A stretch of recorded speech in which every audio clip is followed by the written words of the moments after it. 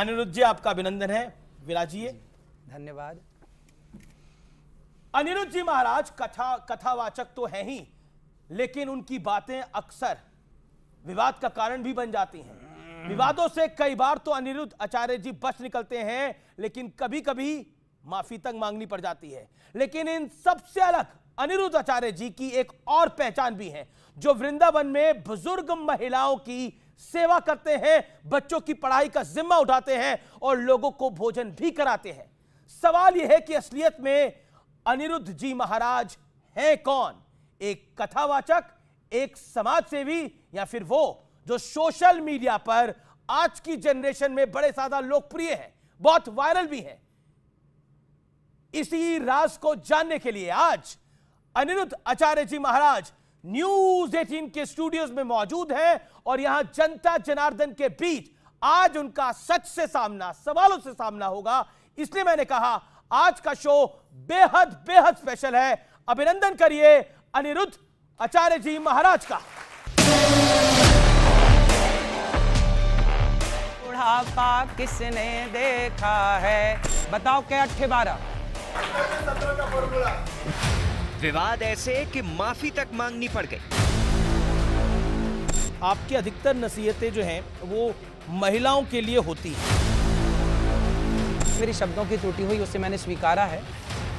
बयान ऐसे कि सोशल मीडिया पर हंगामा मच गया। मैंने कहा पति कितने हैं? बोला 1। मैंने कहा 2 हो सकते हैं? बोले फिलहाल तो नहीं। मैंने कहा फ्यूचर में? बोले फ्यूचर में भी नहीं। न्यूज 18 इंडिया पर जब अनिरुद्धाचार्य महाराज का सवालों से सामना हुआ तो तीखी और जोरदार बहस की झड़ी लग गई। महिला को हीरा नहीं सरिया ही होना चाहिए। तो धर्म कहाँ से आ गया? आप शाकाहारी नहीं है? कभी विवादित बयानों को लेकर तो कभी अपने सामाजिक कामों को लेकर अनिरुद्धाचार्य महाराज हमेशा सुर्खियों में रहते हैं। लेकिन ये पहली बार हुआ कि उनके हर विवादित बयान पर तीखे सवाल दागे गए। तो अनिरुद्धाचार्य जी महाराज से आज न्यूज 18 के स्टूडियो में तमाम मुद्दों पर एक बड़ा और सार्थक संवाद होगा। तो आचार्य जी, आपका एक बार फिर अभिनंदन है और सवालों का सिलसिला हम शुरू करते हैं। और एक आरोप पत्र सेगमेंट 1 में आपके लिए हमने एक आरोप पत्र तैयार किया है और मेरा यहां पर जो साथ देंगे उनका भी मैं परिचय आपसे करा देता हूं। सैयद जवाद है, जाने माने स्कॉलर है मुस्लिम, उनका अभिनंदन है। मेरे साथ विवेक श्रीवास्तव है, वरिष्ठ नेता है लेफ्ट के, उन्होंने आज हमारी रिक्वेस्ट को माना, वो इस कार्यक्रम में हिस्सा बने, उनका अभिनंदन है। डॉक्टर कपिल कक्कड़ है, तर्कशास्त्री, उनका अभिनंदन है। सुबुही खान है, ये भी जानी मानी सामाजिक कार्यकर्ता है और पेशे से वकील हैं, इनका भी अभिनंदन है। तो जोरदार तालियों से हमारे एक्सपर्ट्स का भी आप स्वागत करिए। ये एक ऐसा मंच है जिसपे तमाम सवाल जवाब होंगे, लेकिन मर्यादा की दायरे में होंगे ये सवाल जवाब।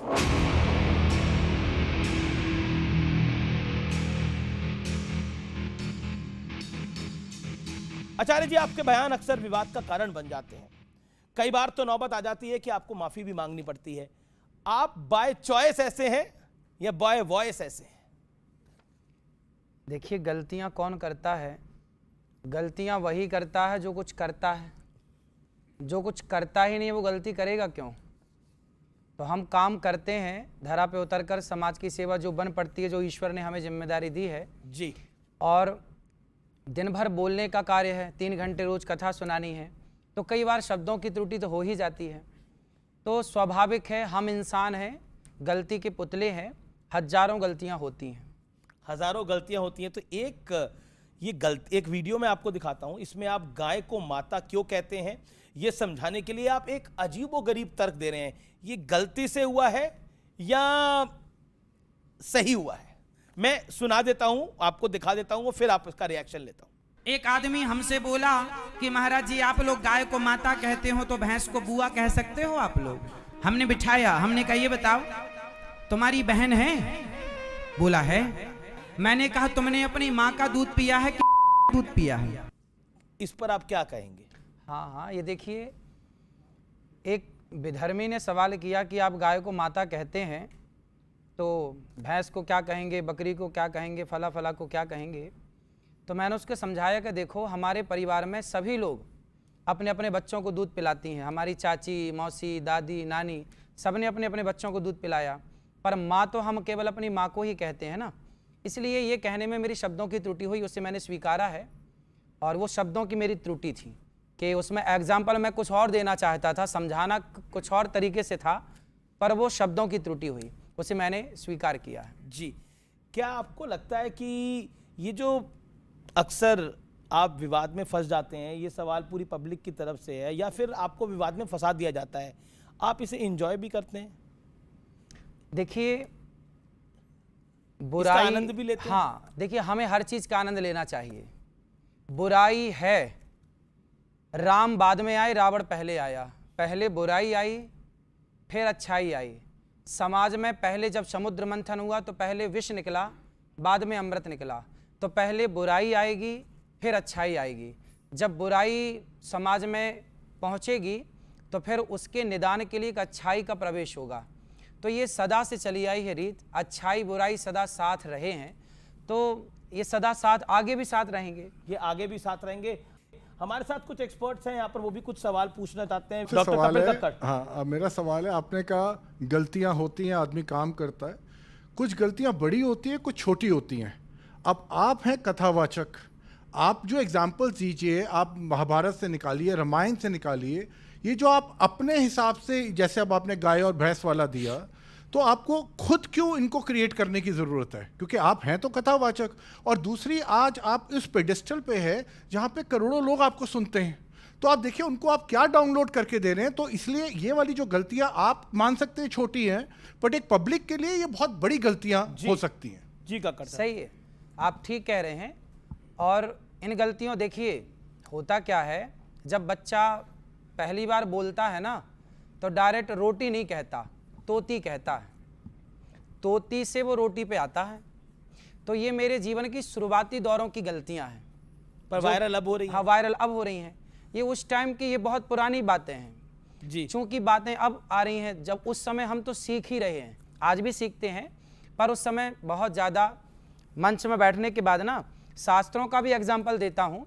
आपने पूरी कथा सुनी होगी, तो सारे एग्जाम्पल शास्त्रों के ही हैं, और कुछ तो आज आधुनिक एग्जाम्पल, आज के परिवेश को देख के, आज के समाज को देख के, आज की स्थिति को देख के भी बातें करनी पड़ती हैं। एक वीडियो मेरे हाथ लगा है, इसमें आप कह रहे हैं आचार्य जी कि शिवलिंग पर दूध चढ़ाने को गलत बताकर सनातन संस्कृति को टारगेट किया जा रहा है। मैं वीडियो दिखा देता हूं आपको, और फिर आप जवाब दीजिएगा। शिवलिंग में लोग दूध चढ़ाते हैं, बट वो बह के तो चला जाता है, तो ये चढ़ाना सही है या गलत? ये तो आपने सुना कि नाले में बह जाता, फिर अच्छा दूध ना चढ़ाएं शंकर जी को, फिर क्या करें ये बताओ। ये दान में दें, जो गरीब हो उनको दें दूध। हाँ, दान करें। लोग जाते हैं, पिक्चरों की टिकट लेते हैं, कितने की टिकट आती होगी? 100-150 तक होता। तो वो 100-150 की 3 घंटा पिक्चर देख के समय बर्बाद करने से अच्छा वो 150 गरीबों में क्यों नहीं बांट दिया था? जी, अब बताइए आचार्यवर। हाँ, तो ये सही तो है। शंकर जी को दूध चढ़ाना, देखिए व्यक्ति की अपनी श्रद्धा है। शंकर जी को दूध चढ़ाना ये मेरी श्रद्धा है, ये आपकी श्रद्धा है, आप स्वतंत्र हैं, आप चढ़ाएं मत चढ़ाएं। अब इस पर पिक्चर बना दी कि आपने दूध क्यों चढ़ाया। अरे भाई, आपको गरीबों की इतनी चिंता है तो गौरी गोपाल आके देखिए, वहाँ अखंड रसोई चल रही है ना। हम केवल कह नहीं रहे, हम तो कर भी रहे हैं। 30,000 लोग पर डे भोजन कर रहे हैं ना वहाँ। और शंकर जी पर दूध चढ़ाने को ही टारगेट क्यों किया जा रहा है? हम आपको क्यों लगता है? भाई, अपनी अपनी आस्था, देखिए किसी की श्रद्धा, किसी की आस्था पर ना कोई क्वेश्चन क्यों करे। भाई, मेरी आस्था है कि मैं दूध चढ़ाऊं, और कौन सा करोड़ों का दूध चढ़ाया जाता है?